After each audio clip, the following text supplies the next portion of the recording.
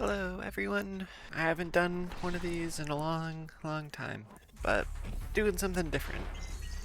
I'm playing Ultrakill because I can. Ultrakill is awesome and fun, and I did record this before I'm doing the audio, so whatever.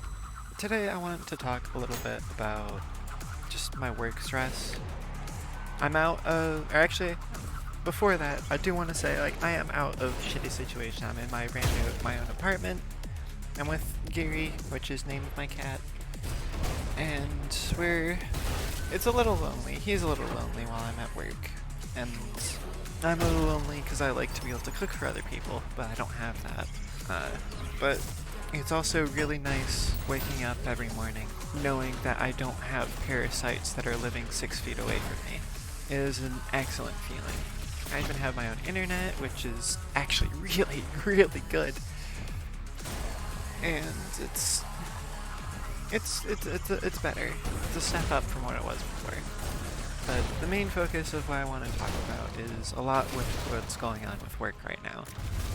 I'm going to be as soon as I can, because this job is making me go insane. It's not just like one thing or one person, it's just a massive amalgamation of just everything all at once, and it sucks because there isn't a lot I can do because I don't have the power to do so. My current boss, actually, when I first hired the boss at the time, he was actually really cool. He was on the floor all the time. He talked to every single individual employee. He understood who they were, where they were coming from, what some of their other stresses are in life, and was able to work with them and understand, okay, this is how you do this and this. I understand that you have this problem, so maybe let's push you towards being more counter today, or something like that. And he was very relaxative and was able to work with employees so much nicer. But my new boss that replaced him, she's new-ish. She was a bakery manager beforehand, but now that she's a deli manager, it doesn't translate the same way. Deli and bakery are two very separate things, and I don't think she's quite grasping that yet. She spends a lot of time in the office. I understand every once in a while you're gonna have to have an office day. I get that. But it's almost every single day, 6+ hours of her are in the office instead of on the floor helping her employees. And so we just get dragged in the mud, and it's just what happens is at the end of the night, because our shift ends at 8, or is at least supposed to end at 8. And so the next day, she goes, well, why didn't you guys leave at 8? It's because we have so much shit to do. So we all end up leaving at 8:30, 8:45 every night, just because there's just so much shit to do. And it's just basically we multiple people have tried to explain to her there's so much shit. We can't leave at 8 o'clock because we're still pulling things off the floor at 8. We're still taking temps at 8. We can't be out of the door and be working at the same time. And we're still cleaning at 8:15. It's that part's the most infuriating, because we try to bring it up and then she basically says, be better. thank you. But it comes down to, I feel like I'm getting ignored. And I know some of my other coworkers are feeling the exact same way. And it's infuriating, because the best way to to infuriate someone is to make them feel like they're being ignored. It's especially if you know how to solve these problems, or how to at least help alleviate them. But then you just get ignored, and you're nope, you're wrong. This is how we're doing it. It's you might know you're right, or you might think you're right, but you're still learning. You are constantly learning. If you think you have learned everything you can, or thought that you're done, there's something else that's wrong here. And I can't take it, dude.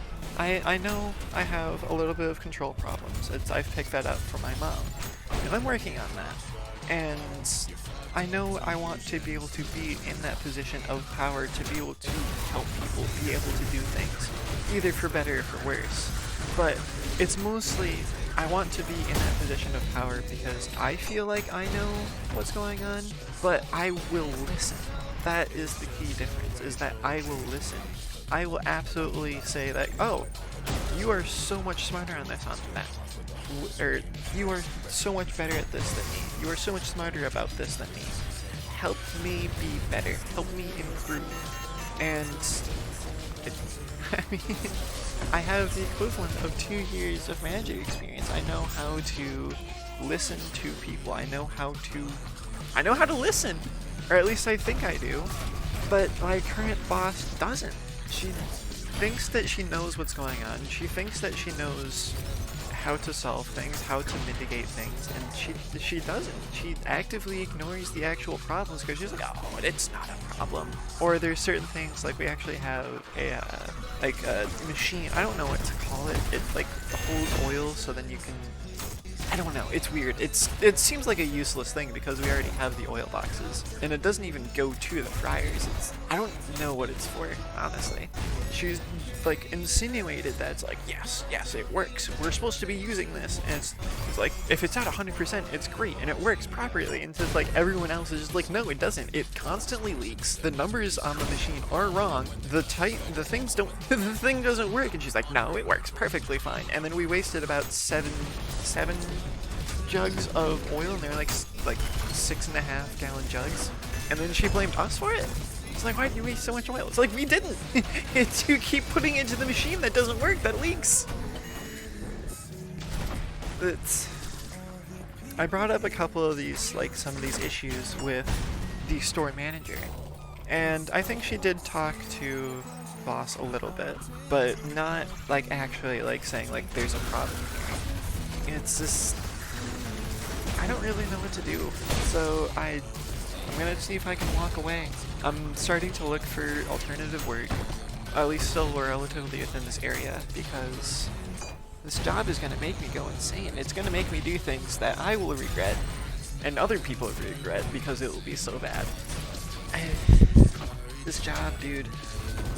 I love working, or like being able to do things for customers. I love that customer interaction. Because, I don't know, I hate myself, I guess. So customer service is one of those things that I do really like, which is not a very common trait anymore. I really like the customer service. It's just every other aspect of this job is just driving me insane. And just icing on the cake, I did ask for a raise, and actually I got denied it. Because basically I got told that I'm creating problems and that I'm part of the problem of why the deli doesn't close when it should, or why there's so many things that are going out late. And it's like, no, you haven't told me anything about this, except for the times where I got written up for things that had nothing to do with. Like one of the days where we only did 2 batches of tenders that day. 2 batches. And then I got written up for not temping and not recording one of the batches, despite the fact we only did 2 batches that day, and there were 2 recorded. But, alright, my bad for not temping tenders that didn't exist. Alright, cool. And then I also got written up for not taking my lunches, which I couldn't take my lunches, because if I did take my lunches, it would, what's the words I'm looking for? I've been getting put on short shifts, like 5.5-hour shifts, but half of them are closing shifts, which take an extra 45 minutes. And so I'm not taking my lunches because I can't take my lunches, because then I'm going to be leaving at 9:15 every night, and I can't do that because that's an even bigger problem. So then I'm going to be leaving at 8:45, but I'm still over that 6-hour limit. But it's like, I get the equivalent of corporate yelling at if I do, I get the equivalent of yelling at if I don't. So it's like, what am I supposed to do here? I get written up either way. I get the equivalent of yelled at either other way. And it's just, I normally don't even get to take my 15s, just because there's so much stuff to do. And it's just like, you need to take your 15s. I'm just like, I can't. I don't have the time to do that. You're putting so much on my shoulders. I'm doing the equivalent of 2.5 people.